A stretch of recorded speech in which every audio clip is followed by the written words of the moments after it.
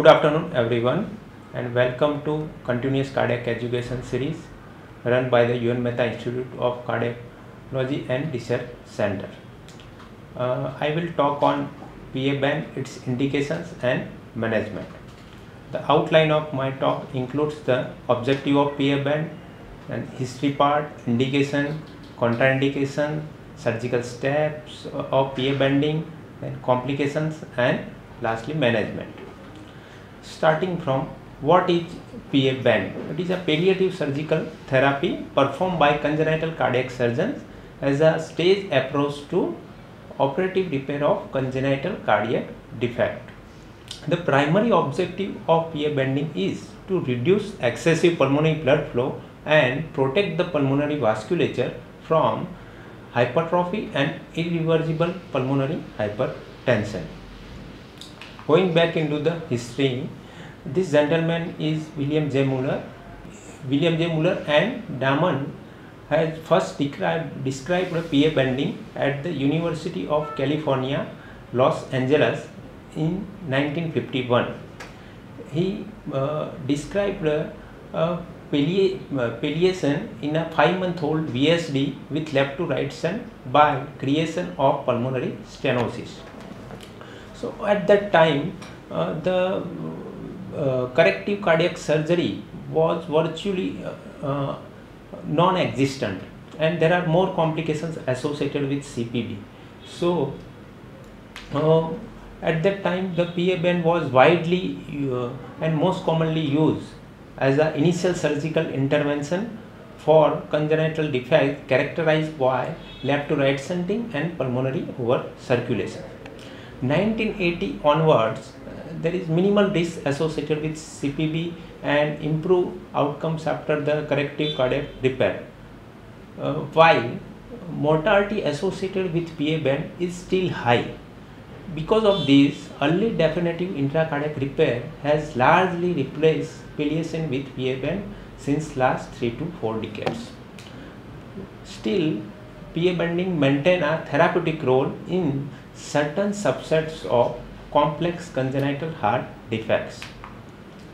Now, what is the pathophysiology of pulmonary overcirculation? Congenital heart defect with left to right shunt and unrestricted pulmonary blood flow leads to increased pulmonary blood flow due to drop in PVR that occurs normally after the 6 weeks of birth. In the acute setting, this leads to pulmonary edema and congestive heart failure in the neonate. In the first year of life, this increased pulmonary blood flow and pulmonary hypertension leads to medial hypertrophy of pulmonary arterioles and fixed pulmonary hypertension. What is the role of PA band in such scenario? It decreases the pulmonary blood flow and pulmonary artery pressure.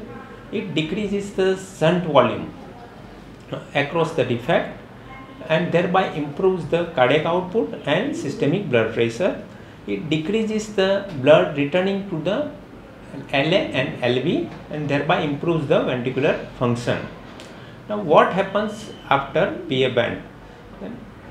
After PA band, there is sudden increase in ventricular afterload occurs, which cause increase in ventricular end systolic volume and ventricular end diastolic volume, leading to elevated wall straits.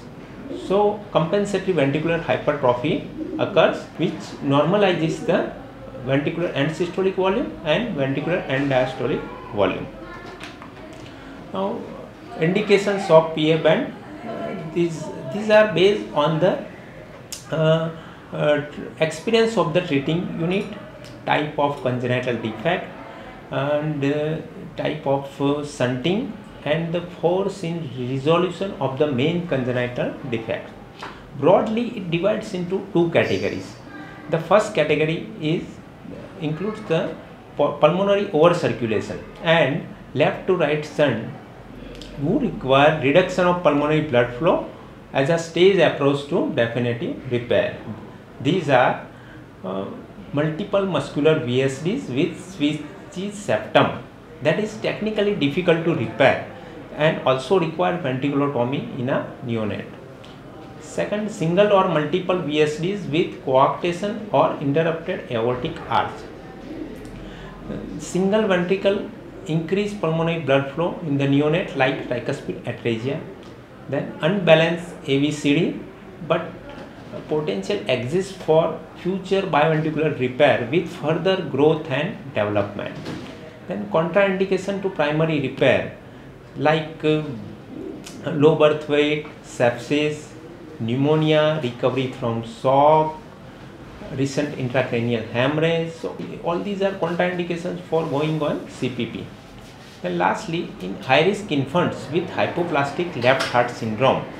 So in this patient, hybrid approach with the use of PDA stenting and bilateral PA band can be done for short term palliation.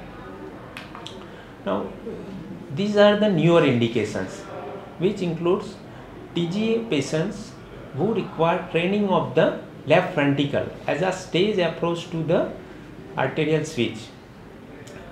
In case of DTGA who presents late or diagnosed later after 6 weeks, then the LV is regressed. So such patients require arterial switch. In DTGA patients who was operated previously mustard or Sanning and now present with right ventricular dysfunction, in corrected TGA patient for training of the LV for double switch procedure. PA band can be done adjunct to other procedures like along with BDG to maintain antegrade flow with acceptable SVC pressures, as a part of palliative switch when arterial switch with multiple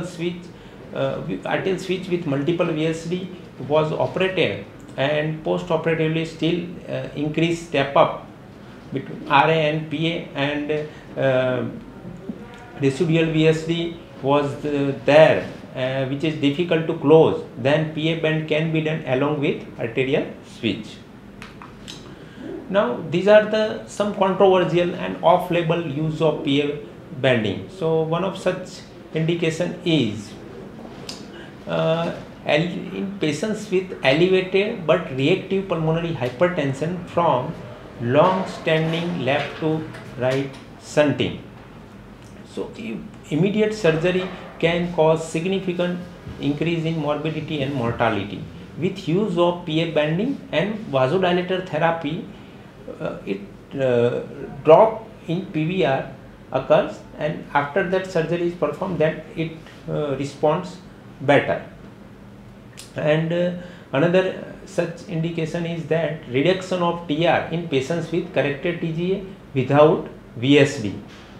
In this scenario, PA band cause pressure load to the pulmonary LV and thereby shift the interventricular septum, so improve cooptation of the septal leaflet of the tricuspid valve, leading to decrease in tricuspid regurgitation. A recent application of PA band was proposed in a patients with LV dilated cardiomyopathy with preserved RV function, and so the authors concluded that it can be used as a to delay the heart transplantation in pediatric patients with terminal heart failure.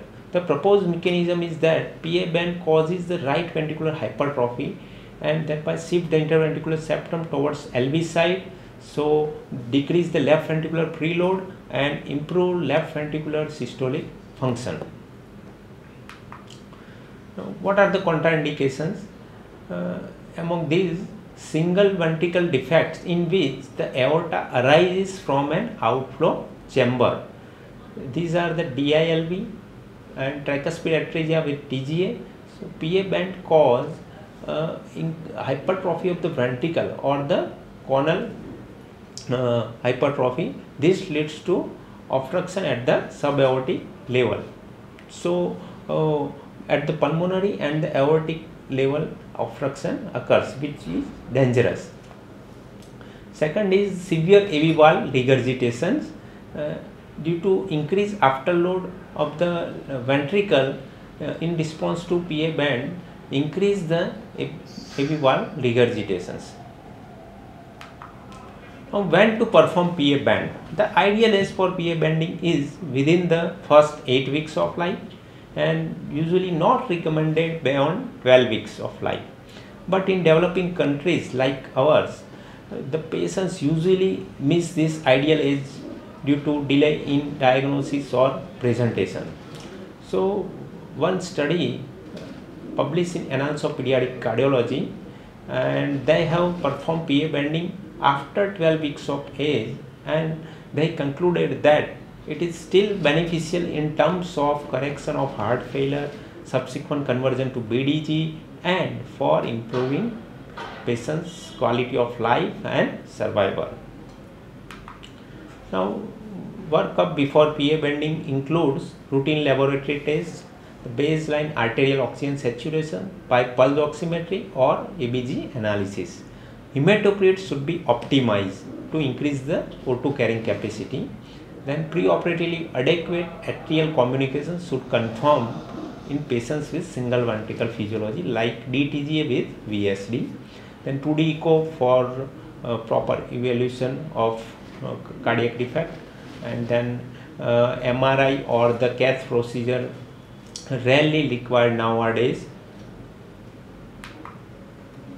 Now, preoperative optimization of such patients should focus on minimizing left to right shunting, improving cardiac function with inotropic support, and systemic afterload reduction and aggressive diuresis. In case of mechanical ventilatory support, which is required for the pulmonary edema, then decrease the FiO2 and increase PCO2 level to decrease the pulmonary blood flow in such patients. If PDA is patent, then reduce or close it with medical therapy like indomethacin. Surgical approach. There are two types of surgical approach. One is the medial sternotomy, which is most commonly preferred, and especially when adjoining CPB procedure or the atrial septectomy is indicated. Then it allows both lungs to be ventilated properly. Then it allows more precise band placement.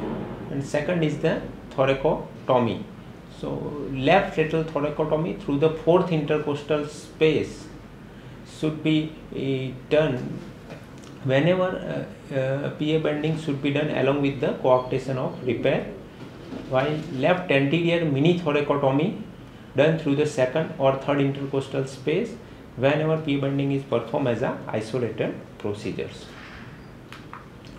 This image shows the exposure of the adjoining tissues while after doing the thoracotomy. Now, what are the surgical steps of PA bending? So, after doing sternotomy, the upper part of the pericardium is dissected. Then, site of band placement should be selected in the mid portion of the MPA trunk to avoid any distortion of branch PAs. Then, dissection should be limited in the adventitia between aorta and MPA. The MPA should handle carefully, as the MPA is 3 to 4 times larger than the aorta. So MPA wall is thin and attenuated, so more susceptible to injury, and injuries to the posterior wall of the MPA is also difficult to repair. And before starting PA band, first PDA should be surged and ligated. Now, MPA is looped via subtraction technique. In this technique, the encircling of the aortopulmonary trunk is done through the transverse sinus, and then the PA band material is carried in between the previous dissected site. So, with use of this technique, the less chances of injury to the MPA, as the forceps is never allowed alone beyond the MPA. Marked sutures on the PA band material identified and aligned with each other at the anterior wall of the MPA. Then hemoclips is applied over PA bending, and then lastly the fixation sutures taken with adventitia of the MPA to prevent band migration. Now, which types of band material we can use? So, various types of band material. Out of this, umbilical tape is most commonly used as it causes less erosion to the PA wall. Others are polytetrafluoroethylene, silk, marceline tape, and prolene 50. Trussler has described estimated band circumference for PA bending in 1984, but it should be used as a starting point, and after that PA band tightness should be done by PA pressure and saturation. So for non-cyanotic, non-mixing lesion, the estimated circumference is 20 plus 1 mm for each kg of body weight. For mixing lesions like DTGA with VSD, the estimated circumference is more, that is 24 plus 1 mm for each kg of body weight. Then for Fontan, the estimated circumference is 22 plus 1 mm for each kg of body weight. In case of hypoplastic left heart syndrome, in which bilateral PA band done, so in this case for LPA 7 mm plus body weight in kg, and for RPA 7.5 mm plus body weight in kg. Now, which are the targets for PA bending? So it depends upon the ventricular physiology. In case of single ventricle physiology, the distal PA pressure should be as low as possible, that is less than 1/3 of systemic. Its saturation should be 75 to 80% with 50% FiO2, and mean PA pressure should be around 15 millimeter, that is equivalent to Fontan pressure. In case of biventricular physiology, the distal PA pressure should be 30 to 50% of systemic pressure, and saturation should be 85 to 95% with 50% FiO2.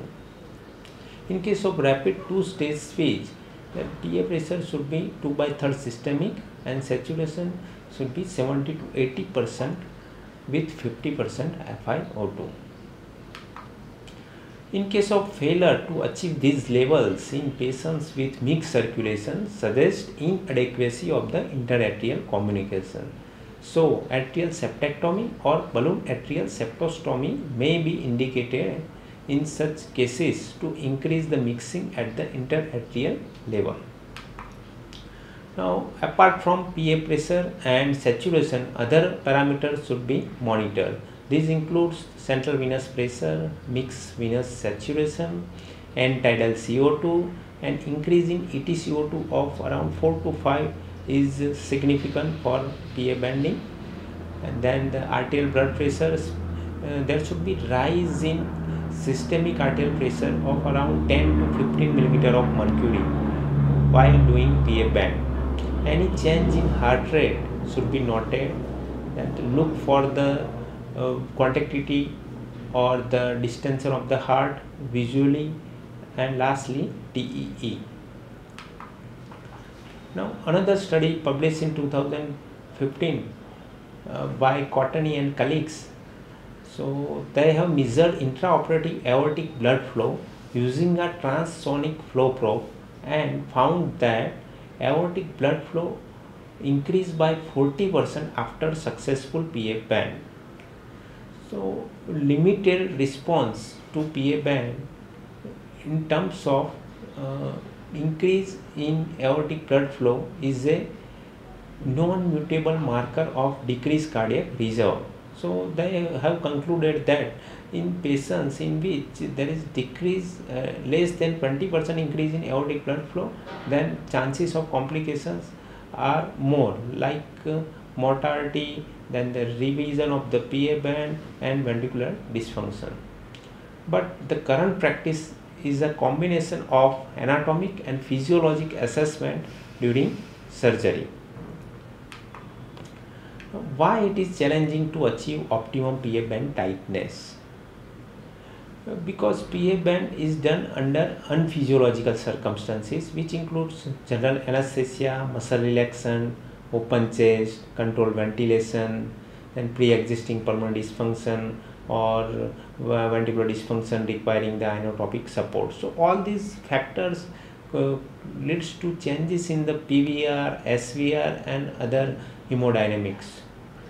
So whatever considered as appropriate in such circumstances may be inadequate or excessive when the patient recovers his spontaneous or conditions on room air. Second thing is that intensity of intraluminal obstruction and its effect on flow is also difficult aspect to be assessed, as any small changes in vessel diameter will cause significant impact on the blood flow and the blood pressure according to Poiseuille's law. To overcome these difficulties with conventional band, adjustable bands came into existence, which are useful in patients who exhibit dynamic changes in cardiac output, PVR, SVR and lung disease. It also useful in patients with AV valve regurgitations like ABCD. It allows rapid loosening of the band with hemoclip remover in the ICU, and stage tightening of the band is usually well tolerated and allows improvement in insufficiency. Now, when to do PA band takedown? So it is usually done at the time of corrective surgery and at the end of corrective repair. If the time is less than 6 months from initial PA banding, then PA band can be removed without need for patching, and if the time is greater than 6 months, then MPA patch or end-to-end resection and anastomosis may be required. After doing PA band, patient is usually shifted in the ICU for further post-operative management. He requires usually inodilator like Melinon, and some patients may have transient ventricular dysfunction, so additional adrenaline infusion may be required. Careful titration of the fluid balance and volume status should be done. Then improve hemodynamics and increase the left ventricular output, allow for diuresis and gradual resolutions of congestive heart failure. Assessment of a patient following PA band should be done under conditions of balanced volume status and in the absence of atelectasis or ongoing pulmonary pathology. Although the intra-measured parameters are helpful, overall clinical status of the patient is the most important assessment. Now, in the post-operative period, echo should be done. So properly evaluate the band tightness, gradient across the PA band, position of the band, then the size of MPA at band site, AV valve regurgitations and overall cardiac function. If the size of MPA at band site is less than 50%, then it is anatomically effective PA band. Now, during follow-up of these patients, pulmonary overcirculation should be monitored for 3 to 6 months. Weight gain and decreased frequency of respiratory frequency are good signs for successful PA band. These patients should undergo more definitive repair of their cardiac defect. Severe right ventricular hypertrophy in response to PA band may be considered for earlier definitive repair, because these patients are prone to long-term right ventricular dysfunction.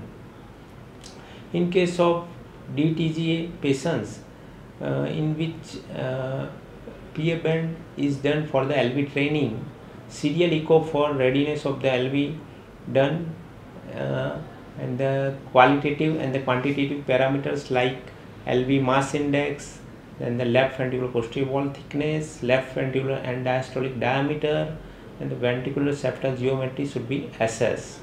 left to right septal bound, it usually indicates that left ventricle is now ready to generate the systemic pressures, and it usually accomplished within 7 to 10 days after PA band and Bettison.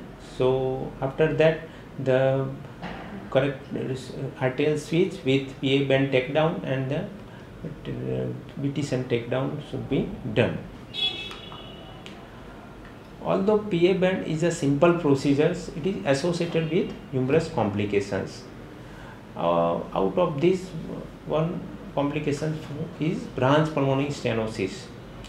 And the RPA stenosis is more common due to the anatomical considerations, like the inferior wall of the RPA arises more proximally from the MPA, and second is the RPA arises at an acute angle from the MPA.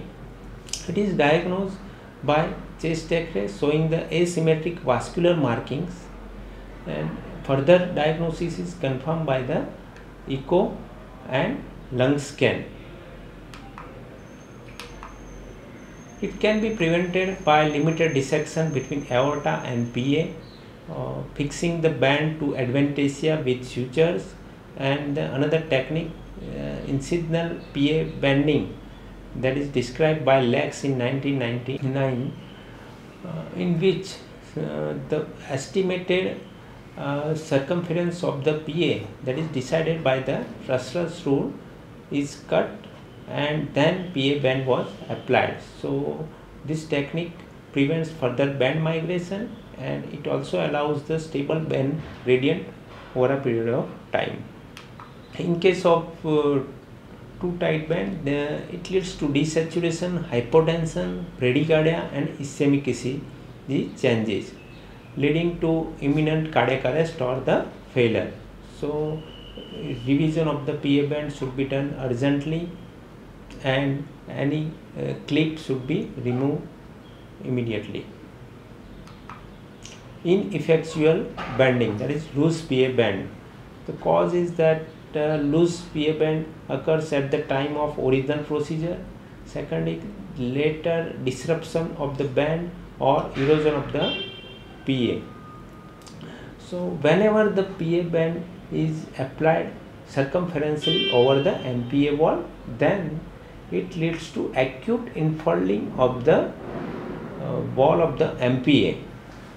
But later on, due to resorption of these infoldings and remodeling of the arterial wall, this leads to increase in cross-sectional area of the pulmonary artery, leading to loose PA band later on. It is diagnosed by loss of the band murmur and recurrence of congestive heart failure after PA band.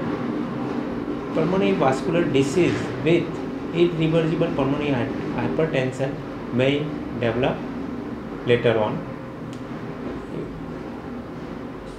So it should be diagnosed early and require revision. Another one is pulmonary wall distortion and thickening, which leads to pulmonary regurgitations.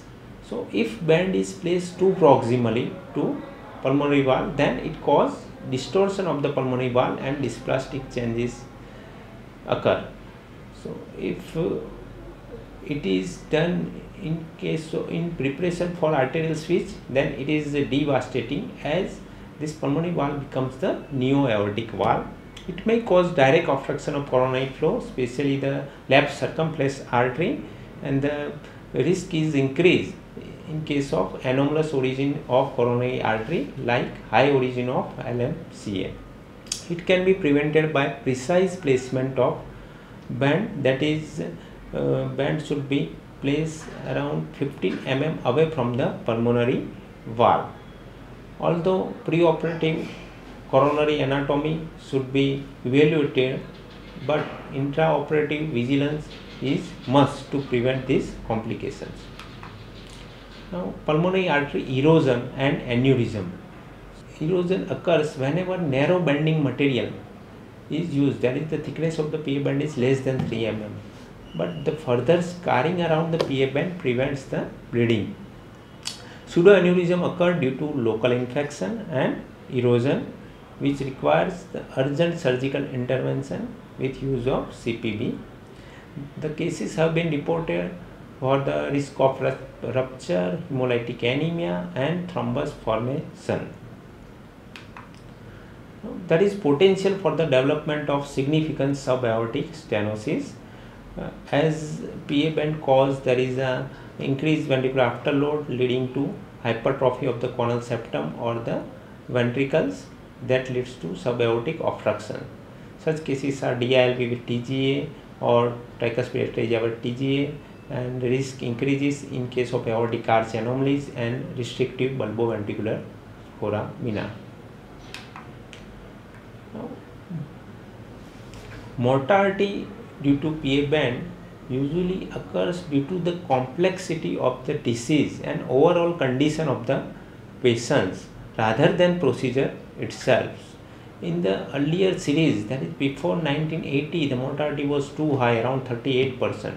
But after 1980, the mortality significantly reduced around 2 to 8%. This is because better patient selection, timing of intervention, improved surgical techniques and better perioperative care. Now, still the research is going on for the development of newer PA band techniques and the devices. These are the adjustable band technique, intraluminal technique, percutaneously adjustable, thoracoscopically implantable, and then the hydraulic MPA constrictor, telemetric control, flow watch, PA band. Out of these, flow watch device is battery free, implantable and wireless. It is implanted after the sternotomy, and the advantage is that no need for additional surgeries, and PA band size can be adjusted even weeks or months after the operation on the physiological conditions, and recovery period is faster and smoother compared to conventional band. So this is the flow watch device, that is the remote control of pulmonary blood flow. The initial study was done on small number of patients, so it requires large multi-center study to confirm its early results. So on conclusion, the important points are: definitive PA band has definitive role in management of congenital heart disease even in the current era. It requires good technique and understanding of hemodynamic parameters for optimal results. Adjustable bands show promising results, though the use is still limited. Mortality has come down significantly over years, but still high in most of the series. Thank you. Let me know if you have any questions or query.